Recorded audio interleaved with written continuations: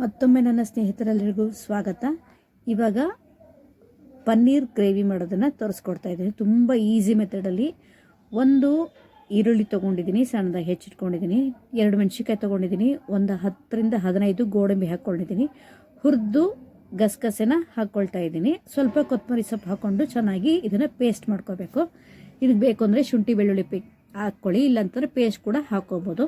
ನಂತರ ಅದನ್ನು ರುಬ್ಬಿಟ್ಕೊಳ್ಳೋಣ ಒಂದು ಕಡೆ. ನಂತರ ಒಂದು ಬಾಣಲೆಗೆ ಸ್ವಲ್ಪ ಎಣ್ಣೆ ಹಾಕ್ಕೊಂಡು ಏನು ಮಸಾಲ ಐಟಮ್ಸ್ ಏನಿದೆ, ಪಲಾವ್ ಎಲೆ, ಚಕ್ಕೆ, ಲವಂಗ, ಅನನಾಸು ಹೂವು ಇದೆಲ್ಲ ಏನಿದೆ ಅದನ್ನು ಹಾಕ್ಕೊಂಡು ಚೆನ್ನಾಗಿ ಫ್ರೈ ಮಾಡ್ಕೊಳ್ಳಿ. ಅದು ಚೆನ್ನಾಗಿ ಫ್ರೈ ಆದ ನಂತರ ಒಂದು ಈರುಳ್ಳಿನ ಸಣ್ಣದಾಗಿ ಹೆಚ್ಚಿಟ್ಕೋಬೇಕು, ಅದನ್ನು ಹಾಕ್ಕೋಬೇಕು. ಹಾಕೊಂಡು ಸ್ವಲ್ಪ ಒಂದು 2 ನಿಮಿಷ ಇದನ್ನು ಫ್ರೈ ಮಾಡ್ಕೊಳ್ಳಿ.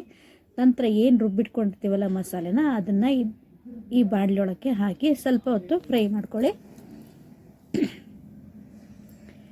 ಇದು ಚೆನ್ನಾಗಿ ಫ್ರೈ ಆಗಲಿ. ಅದೇ ಜಾರ್ಗೆ ಮತ್ತು 2 ಟೊಮೊಟೊನ ಹಾಕ್ಕೊಂಡು ಪ್ಯೂರಿ ಮಾಡ್ಕೋಬೇಕು. ಟೊಮೊಟೊನ ರುಬ್ಬಿ ಪ್ಯೂರಿ ಮಾಡ್ಕೋಬೇಕು.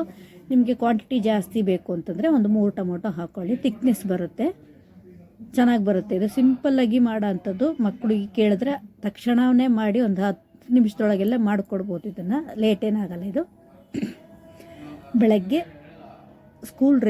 ಸ್ಕೂಲ್ ಲಂಚ್ ಬಾಕ್ಸ್ಗೆಲ್ಲ ತುಂಬ ಯೂಸ್ಫುಲ್ ಈ ರೆಸಿಪಿ. ನೀಟಾಗಿ ಈ ಥರ ಕವರ್ ಮಾಡ್ಕೊಳ್ಳಿ. ಚೆನ್ನಾಗಿ ಬೇಯಲಿ. ಇದು ಒಂದು 2 ನಿಮಿಷ ಚೆನ್ನಾಗಿ ಬೇಯಲಿ. ನಂತರ ಅಚ್ಕಾರದ ಪುಡಿ ಎಲ್ಲ ಹಾಕ್ಕೋಬೇಕು. ಚೆನ್ನಾಗಿ ಕುದೀತಾ ಇದೆ ನೋಡಿ. ಇವಾಗ 1 ಸ್ಪೂನಷ್ಟು ಅಚ್ಕಾರದ ಪುಡಿ, ಗರಂ ಮಸಾಲ, ಸ್ವಲ್ಪ ಜೀರಿಗೆ ಪುಡಿ, ನಂತರ ಧನಿಯಾ ಪುಡಿ ಇಷ್ಟನ್ನು ಹಾಕ್ಕೊಂಡು ಮಿಕ್ಸ್ ಮಾಡ್ಕೊಳ್ಳಿ. ಚೆನ್ನಾಗಿ ಮಿಕ್ಸ್ ಮಾಡ್ಕೊಂಡು ಚೆನ್ನಾಗಿ ಕುದ್ದಾದ್ಮೇಲೆ ಉಪ್ಪು ಹಾಕ್ಕೊಳ್ಳಿ. ಎಷ್ಟು ಬೇಕು ರುಚಿಗೆ ತಕ್ಕಷ್ಟು ಉಪ್ಪನ್ನು ಹಾಕ್ಕೋಬೇಕು. ಒಂದು ಮಿಕ್ಸ್ ಕೊಟ್ಬಿಟ್ಟು ನಂತರ ಒಂದು ಕ್ಯಾಪ್ಸಿಕಮ್ಮು ಮತ್ತು ಸ್ವಲ್ಪ ಪನ್ನೀರನ್ನ ತೊಗೊಂಡಿರ್ತೀವಲ್ಲ ಅದನ್ನು ಸಣ್ಣದಾಗಿ ಹೆಚ್ಚಿಟ್ಕೋಬೇಕು. ಅದನ್ನು ಲಾಸ್ಟಲ್ಲಿ ಇನ್ನೇನು ಒಂದು 2 ನಿಮಿಷ ಆಫ್ ಮಾಡ್ತೀವಿ ಅನ್ನೋಗ ಹಾಕಿದ್ರೆ ಸಾಕು. ಒಂದು 2 ನಿಮಿಷ ಬೇಯಲಿ. ಮುಚ್ಚಿಟ್ಬಿಡುವ. ಇದನ್ನು ಚೆನ್ನಾಗಿ ಬೆಂದಿದೆ. ಆ ಎಣ್ಣೆ ಎಲ್ಲ ಸುತ್ತ ಬಿಟ್ಕೊಂಡಿದೆ ನೋಡಿ. ಹಾಗಾಗಿ ಇವಾಗ ಕ್ಯಾಪ್ಸಿಕಮ್ಮು ಮತ್ತು ಪನ್ನೀರನ್ನ ಹಾಕ್ಕೊಂಡು ಚೆನ್ನಾಗಿ ಮಿಕ್ಸ್ ಮಾಡಿಕೊಂಡು ಒಂದು 2 ನಿಮಿಷ ಬೇಯಿಸಿದರೆ ಸಾಕು. ಇದನ್ನು ತುಂಬ ಚೆನ್ನಾಗಿ ಬರುತ್ತೆ. ಈಸಿ ಮೆಥಡಲ್ಲಿ ಹೇಳ್ಕೊಡ್ತಾ ಇದ್ದೀನಿ. ಯಾರ್ಯಾರು ಹೊಸದಾಗಿ ಕಲಿಬೇಕು ಅಂತಿರ್ತೆ, ಹೊಸದಾಗಿ ನೋಡಬೇಕು ಅಂತಿರ್ತೀರ, ಅವ್ರಿಗೆ ಇದು ತುಂಬ ಯೂಸ್ಫುಲ್ ಆಗುತ್ತೆ. ತುಂಬ ರಿಸ್ಕ್ ಇಲ್ಲ ಇದು. ಸೊ ಈಸಿ ಮೆಥಡಲ್ಲಿ ಹೇಳ್ಕೊಡ್ತೀವಿ. ದಯವಿಟ್ಟು ಯಾರು ಸ್ಕಿಪ್ ಮಾಡ್ದಂಗೆ ನೋಡಿ.